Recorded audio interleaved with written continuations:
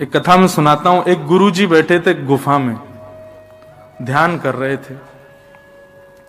इतने में एक शिकारी वहां से निकल रहा था। तो शिकारी ने देखा कि भैया गुफा के अंदर गुरुजी बैठे हैं, महाराज जी कोई संत बैठे हैं।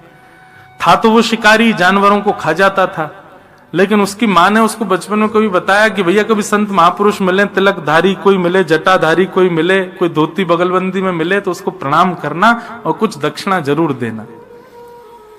तो वो शिकारी उन गुरुजी के पास चला गया और गुरुजी से जाकर के बोले आप यहां क्या कर रहे हो?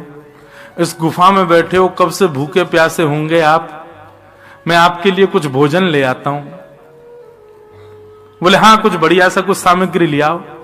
इतने में शिकारी ने क्या किया, एक 12 सिंगा हिरण पकड़ के ले आया और पकड़ करके लाया और गुरुजी के सामने खड़ा कर दिया। बोले गुरुजी लो इसको मार दो, आप पकाओ, भोग लगाओ, फिर हमको भी बांट देना।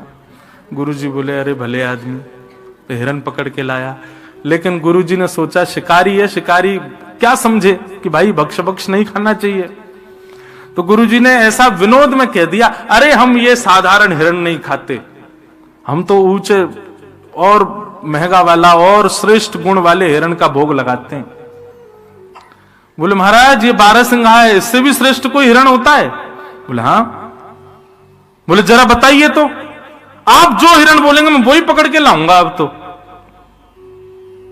बोले अरे उस हिरण को पकड़ने के लिए तो पूरा संसार भाग रहा, कोई नहीं पकड़ पाया। बोले नहीं नहीं, मुझसे बड़ा शिकारी नहीं है जंगल में कोई, आप आज्ञा करिए, वो जैसा होगा जहां होगा पकड़ के लाऊंगा मैं उसको।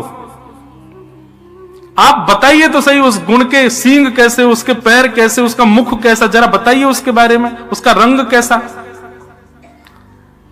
संत विनोद में ही बोलने लगे, बरहा पीडम नटवर वपु कर्णयो कर्णकारम विभ्रदवासः कनक कपिसम वैजयंतीं च माला रंध्रान् वेणो अधर सुधया पूरयन् गोप वृंदै वृंदारण्यं स्वपद रमणं प्राविशद गीत कीर्ति। मोर मुकुट पहनता है। शिकारी बोला हिरण मोर मुकुट पहनता है? बोला हाँ। और कर्णयोः कर्णकारम, उसके कान 2 हैं लेकिन कुंडल एक ही पहनता है, और कभी वो इस कान में पहन लेता है, कभी निकाल के इस कान में पहनता है। हमारे नाना जी इतना सुंदर वर्णन करते थे, बोले ठाकुर जी कुंडल कैसे पहनते हैं? तो जैसे ये पुष्प है ना, जैसे आप कभी ग्वारियाओं को देखोगे